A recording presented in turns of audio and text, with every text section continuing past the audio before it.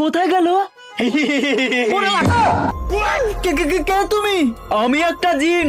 তাড়াতাড়ি কিছু একটা নদীতে ফেল। আমি যদি সেটাকে খুঁজে দিতে না পারি তাহলে আমি তোর গোলাম হয়ে যাব, আর যদি খুঁজে ফেলো তাহলে আমি তোকে খেয়ে ফেলবো।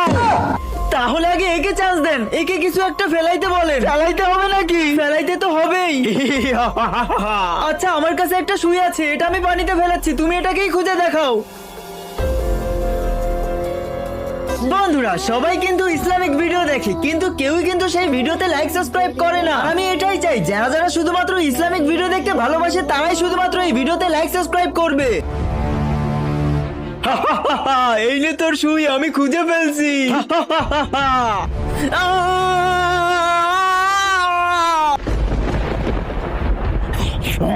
এবার তুই ফেল।